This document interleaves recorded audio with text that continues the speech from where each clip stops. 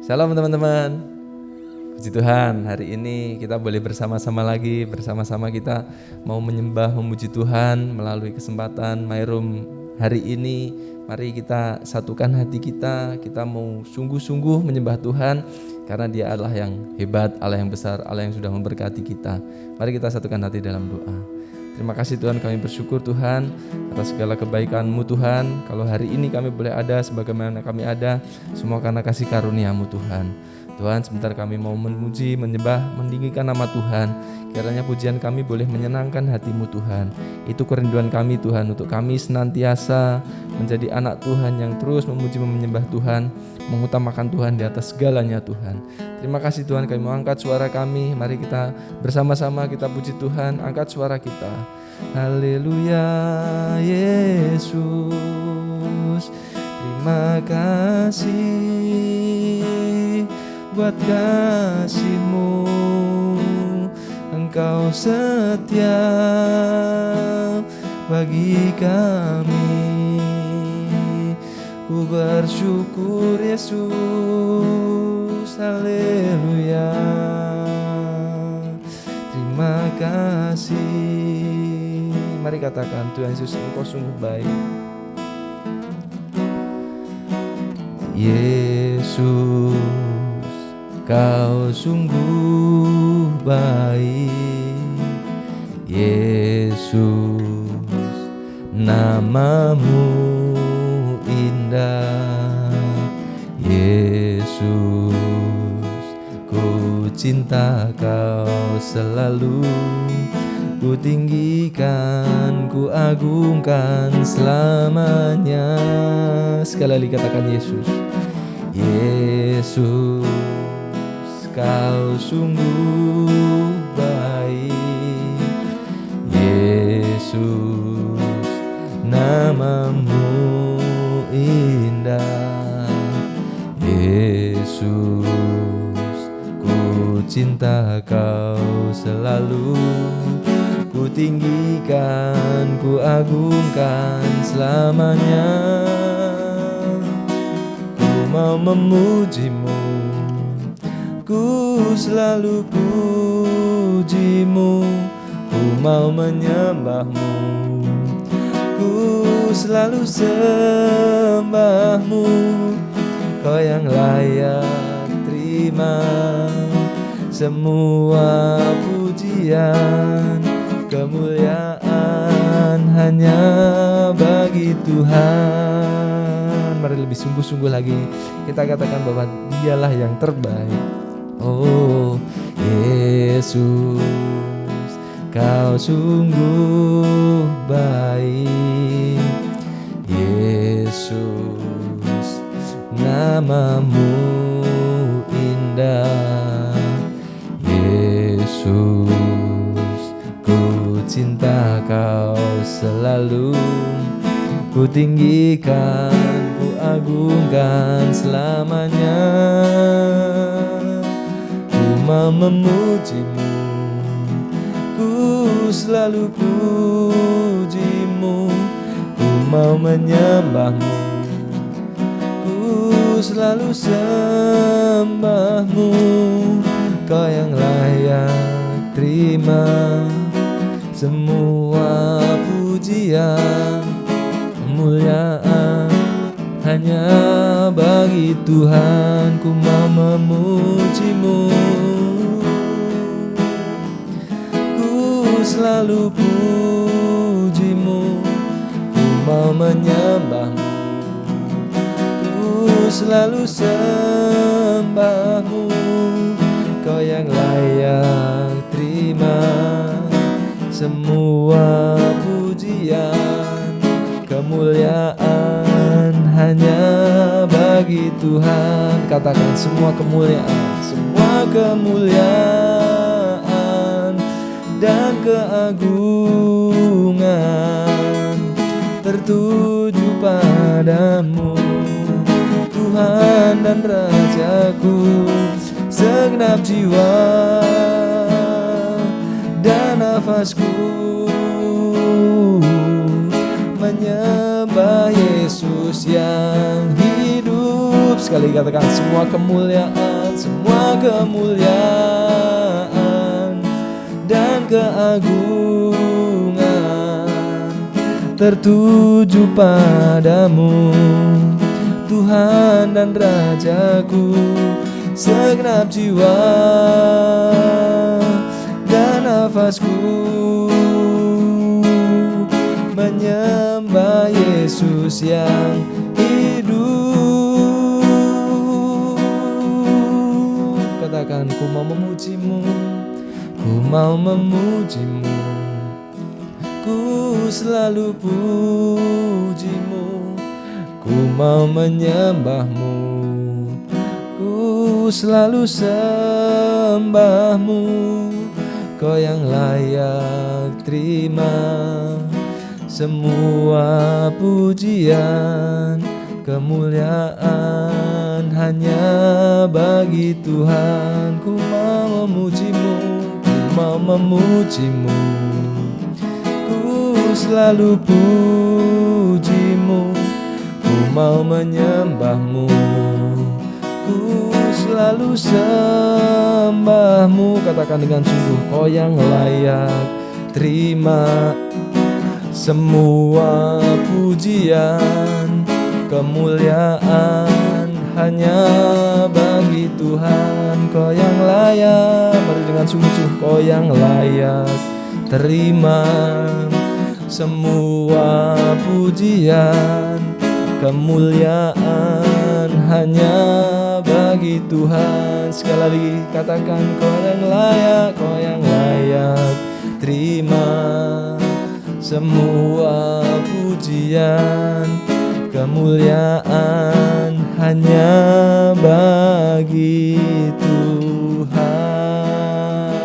Beri kemuliaan untuk Tuhan, sebab Kau yang layak terima segalanya. Segala hormat kemuliaan hanya bagi Raja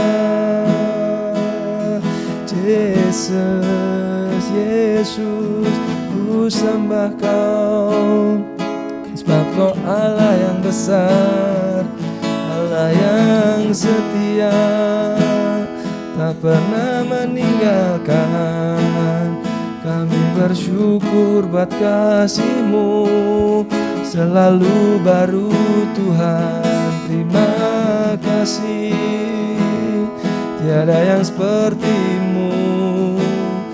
Engkau setia menyertai kami, menolong aku. Terima kasih, haleluya. Ku bersyukur buat segala kasih-Mu, buat segala pekerjaan-Mu.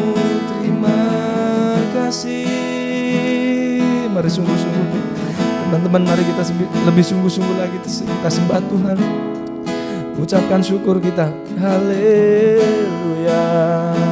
Terima kasih Yesus buat segala yang sudah Tuhan beri dalam hidup kami. Oleh sebab itu Tuhan, kami mau menyembah-Mu, meninggikan, memuliakan, haleluya. Terpujilah nama Yesus di atas segalanya. Kau yang layak menerima. Mari kita sembah Tuhan. Biarlah kata sekatan Allah, ikatan Allah yang sudah dipenuhi dengan bahasa roh. Boleh mari kita sama-sama sembah Tuhan dalam bahasa roh. Ya roh kata nahi kata nalami kata sekatan alami kata narla berla. Jamah kami Tuhan, dimanapun kami berada Tuhan, dalam perjalanan, di rumah kami, di ruangan kami, dimanapun kami berada Tuhan, kami rindukan Engkau Tuhan. Jamah kami, penuhi kami dengan roh-Mu Tuhan. Ya roh kata sekatan alami kata nalami kata berla. Iya kata nahi kata nalami kata sekatan berla. Yesus, terima kasih buat segala yang Kau beri. Haleluya, Jesus, Yesus.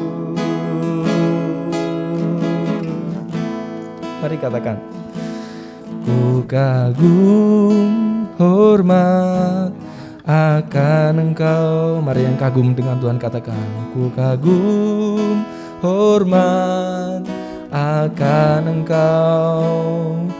Kau Allah yang layak dipuji. Ku kagum akan Engkau. Sekali katakan, ku kagum hormat akan Engkau. Ku kagum hormat akan Engkau. Kau Allah yang layak dipuji. Ku kagum akan Engkau. Sekali lagi, yuk sungguh-sungguh lagi. Ku kagum hormat akan Engkau. Yes, untuk segala karya-Mu Tuhan. Ku kagum hormat akan Engkau. Kau Allah yang layak dipuji. Ku kagum akan Engkau. Sekali lagi ekspresikan kasih hormat kita. Ku kagum hormat akan Engkau. Ku kagum hormat akan Engkau. Kau Allah yang layak dipuji. Ku kagum akan Engkau. Ku kagum akan Engkau. Haleluya. Ku kagum akan Yesus. Yesus. Beri kemuliaan untuk Tuhan. Sebab Dialah Allah yang besar, Allah yang hebat, Allah yang dahsyat, yang kita kagumi. Dialah Allah kita yang kita sembah, Allah yang layak menerima segala hormat, pujian, kemuliaan. Terima kasih Tuhan, terima kasih Yesus. Kami bersyukur Tuhan, hari ini kami boleh menyediakan waktu kami untuk kami menyembah Tuhan, untuk kami menyenangkan hati-Mu Tuhan, untuk kami mempersembahkan korban pujian kami Tuhan. Kami rindu pujian kami menyenangkan hati-Mu Tuhan. Dan sebentar Tuhan kami mau siapkan hati kami, tubuh kami, roh jiwa kami, untuk kami mendengarkan kebenaran firman-Mu. Tuhan, urapi hamba-Mu Tuhan, dari kuasa yang maha tinggi Tuhan, mengurapi hamba-Mu yang akan menyampaikan, yang sedang mendengarkan Tuhan. Jamah Tuhan, urapi setiap kami Tuhan. Terima kasih Tuhan, kami mau siapkan hati kami sekali lagi Tuhan, untuk kami mendengarkan kebenaran firman-Mu. Mari semua yang siap mendengarkan firman Tuhan, sama-sama kita katakan amin. Sekali lagi beri kemuliaan untuk Tuhan. Shalom teman-teman. Luar biasa, hari ini ketemu lagi nih setelah sekian waktu ya, kita terpisah oleh jarak itu ya. Artinya jarang Kak Ibu melayani di Myroom, tapi hari ini ada kesempatan yang luar biasa, boleh kita belajar bersama-sama tentang kebenaran firman Tuhan. Oke, siap semuanya? Siap, puji Tuhan. Hari ini kakak mau ngajak kita belajar pelajaran yang sederhana, bukan belajar sih, tapi ya ngomong-ngomong lah ya. Tentang apa sih? Tentang kerendahan hati. Ya, kerendahan hati itu adalah ya kata-kata biasa yang sering kita dengar, sering kita ucapkan, atau bahkan sudah kita lakukan. Ya, kerendahan hati itu apa sih sebenarnya? Ya, kita sering lakuin, cuman kadang definisinya nggak ngerti. Tapi ya nggak masalah juga sih, karena lebih penting itu kita melakukannya. Percuma kita tahu definisinya, tetapi kita nggak melakukan, atau kita sebaliknya nggak rendah hati tapi tinggi hati. Ya, kerendahan hati itu adalah ya sikap kita di mana kita ini merendahkan posisi hati kita dibanding dengan posisi yang sebenarnya bisa kita lakukan. Artinya gini, misalnya kita bisa marah nih, tapi kita memutuskan untuk rendah hati, oke lah, saya nggak usah marah. Nah, jadi kayak posisi menurunkan keadaan hati kita untuk enggak di posisi yang sewajarnya gitu ya. Lawan kerendahan hati, tahu teman-teman? Lawan kata kerendahan hati itu banyak ternyata. Ada 4 ya. Kerendahan hati itu lawannya ya tinggi hati. Kalau orang yang rendah hati lawannya tinggi hati atau sombong atau apa? Congkak atau apa lagi? Angkuh, ya pokoknya yang kata-kata itulah. Nah, kata-kata itu Tuhan nggak mau, Tuhan nggak suka kita nggak rendah hati. Oleh sebab itu hari ini kita sama-sama yuk ngobrol tentang kerendahan hati. Kita bicara tentang kerendahan hati supaya kerendahan hati itu nggak hanya kita lakukan tetapi harus menjadi gaya hidup kita. Kita punya gaya hidup meskipun ya siapapun kita yang mendengarkan ini masih muda, udah jadi bos besar, tetap harus rendah hati. Amin. Setuju semuanya ya. Puji Tuhan. Nah, Yakobus 4 ayat 6 firman Tuhan berkata seperti ini. Tetapi kasih karunia yang dianugerahkannya kepada kita lebih besar daripada itu. Karena itu ia katakan, nih, Allah menentang orang yang congkak tetapi mengasihi orang yang rendah hati. Ada 2 titik berat atau garis bawah yang kakak buat nih.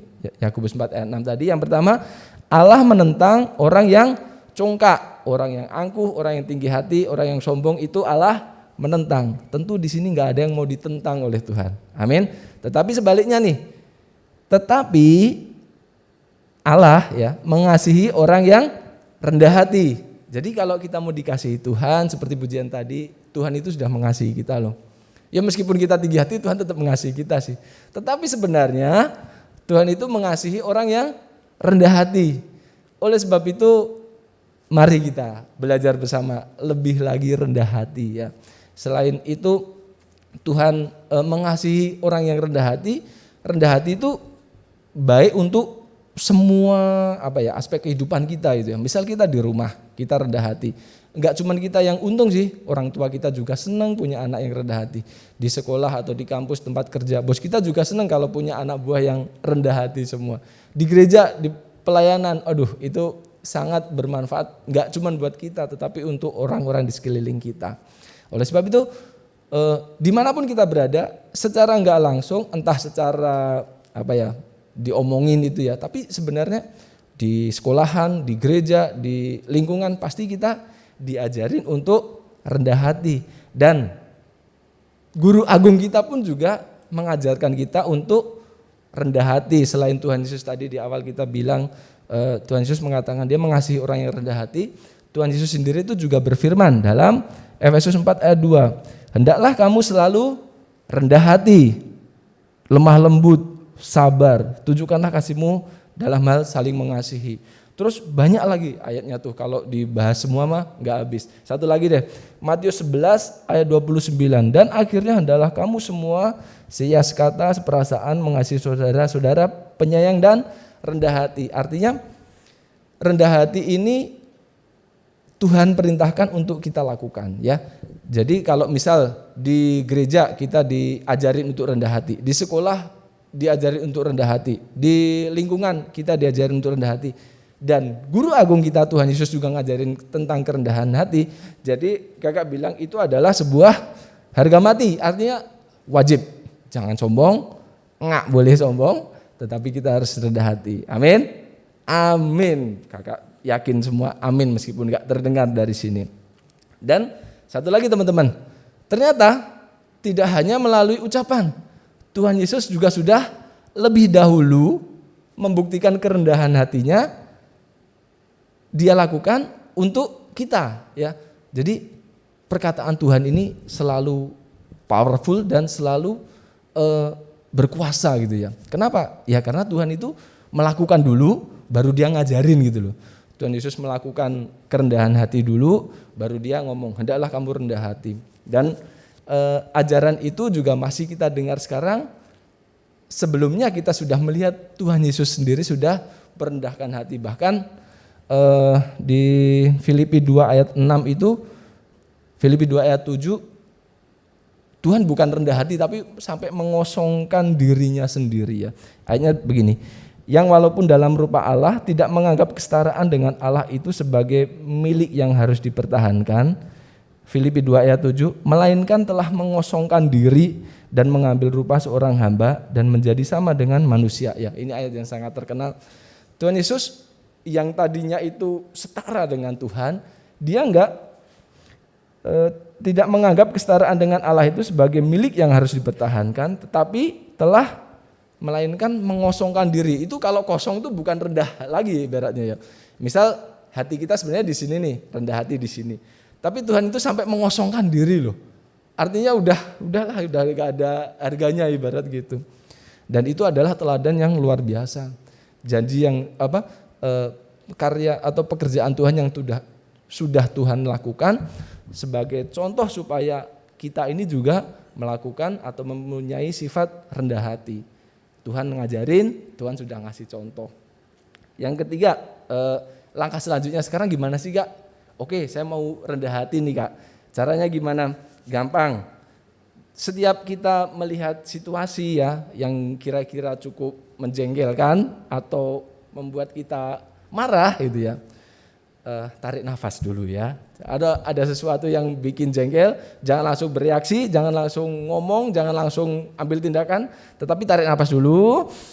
Nah, tarik nafas itu bisa meredakan situasi hati kita ya. Tarik nafas yang panjang, baru kita pikirkan, oh, aku ingat nih waktu itu diingetin untuk rendah hati itu. Yang kedua, ini beberapa pekan yang lalu Pak Rudi ngingetin kita ya. Di dopeng sih, teman-teman yang nggak dopeng nggak apa-apa. Ini bonus saja nih. Yang di dopeng itu Pak Rudi ingat untuk kita ini fokus pada gambar besar. Ada gambar kecil, ada gambar besar. Nah, maksudnya gimana sih Kak?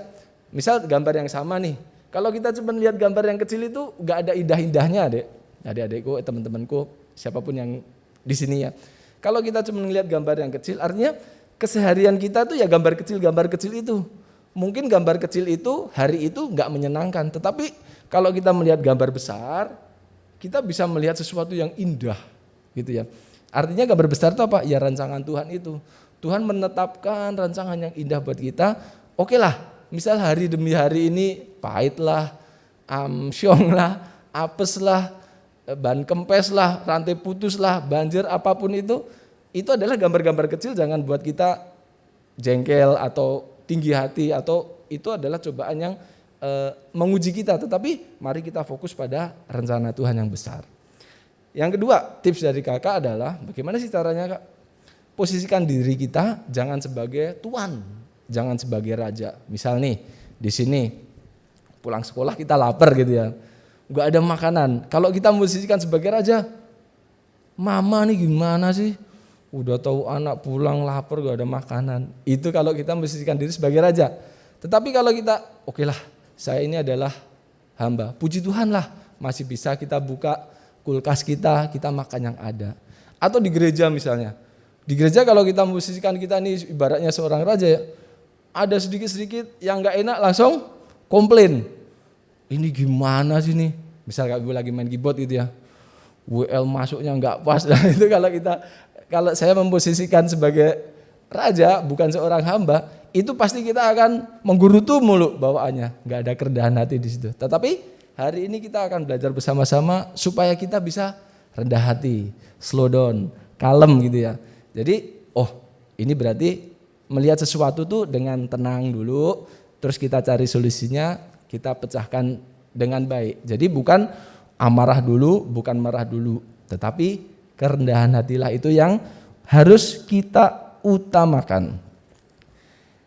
Yang terakhir ini belum berarti mau selesai ya adik-adik ya, tak kasih tahu nih. Yang terakhir itu masih ada penutup, masih ada kesimpulan, masih ada kritik dan saran. Enggak, nih poin yang ketiga.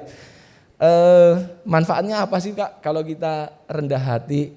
Tentu banyak sekali. Tadi di depan kakak ada bilang, manfaat kerendahan hati itu enggak cuma buat kita, tetapi untuk komunitas kita. Komunitas kita itu bisa ya di rumah kita, bisa di sekolahan kita, bisa di kampus kita, bisa di gereja atau di tempat kerja. Pokoknya di mana-mana itu dia akan mendapatkan manfaatnya ketika kita atau semua orang yang dalam komunitas itu memiliki kerendahan hati. Itu dalam janji Tuhan pun juga banyak banget nih, kalau saya bacakan nggak habis nih. Saya bacakan sebagian ya. Amsal nih, dalam kitab Amsal mengatakan begini, Amsal 29 ayat 23, keangkuhan merendahkan orang, tetapi orang yang rendah hati menerima pujian. Nah, jadi orang yang rendah hati dia akan menerima pujian. Ah kak, tapi pujian kan buat Tuhan. Oke lah, lupakan itu. Tapi tetap harus rendah hati ya. Soalnya ada janji lagi. Tinggi hati, Amsal 18 ayat 12, tinggi hati mendahului kehancuran, tetapi kerendahan hati mendahului kehormatan. Jadi kalau kita mau mendapat kehormatan, kita harus rendah hati. Tetapi nanti teman-teman bilang lagi, kehormatan, pujian, kehormatan kan buat untuk Tuhan. Oke lah, ada bonus lagi teman-teman. Di mana ya? Nah nih, Amsal 22 ayat 4. Nggak usah ditampilin, nanti buka aja sendiri ya. Kalau terlalu cepat nanti di rewind, dimundurin dikit. Amsal 224 nih.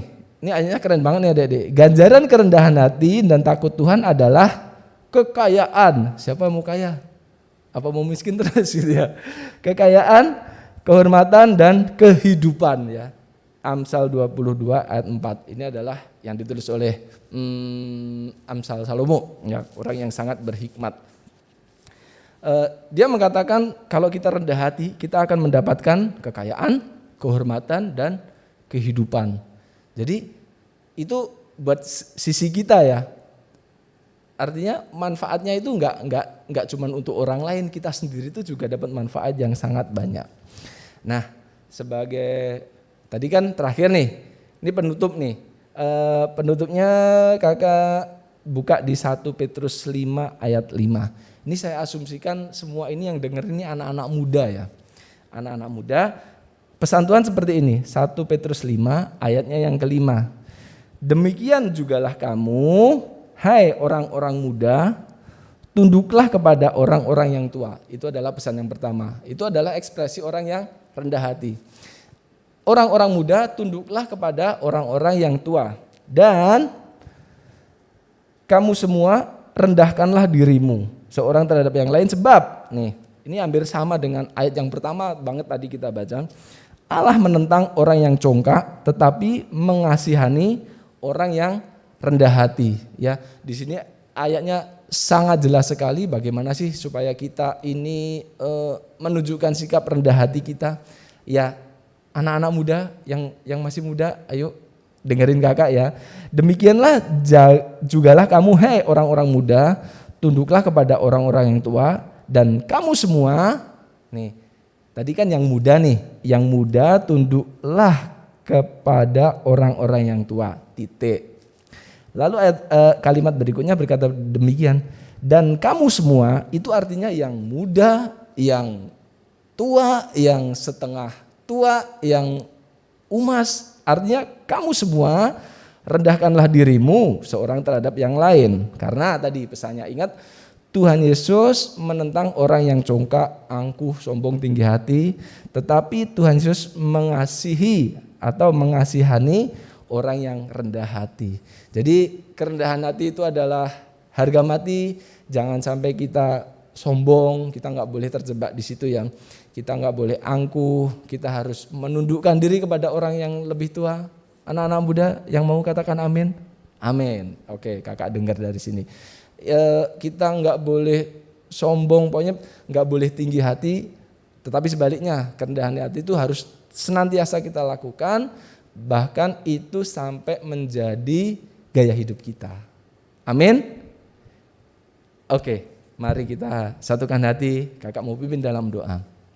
Terima kasih Tuhan Yesus, kami bersyukur kalau hari ini Tuhan kami boleh bersama-sama belajar tentang kerendahan hati Tuhan. Mungkin kami sudah melakukannya Tuhan, tetapi melalui pelajaran atau obrolan kami hari ini Tuhan, kami mau Tuhan menjadi anak Tuhan yang rendah hati. Karena itulah yang Tuhan kehendaki supaya kami kerjakan, dan kami juga mau menjadi berkat dimanapun kami berada dengan kerendahan hati kami. Terima kasih Tuhan, kami serahkan hidup kami, masa depan kami, pelayanan kami, sekolah, kuliah kami, pekerjaan kami dalam tangan kuasa-Mu. Karena Tuhan Kau yang terus menyertai kami dari hari ini sampai Tuhan Yesus datang yang kedua kali. Terima kasih Tuhan. Hanya di dalam nama Tuhan Yesus kami telah berdoa. Haleluya. Mari sama-sama yang percaya katakan amin.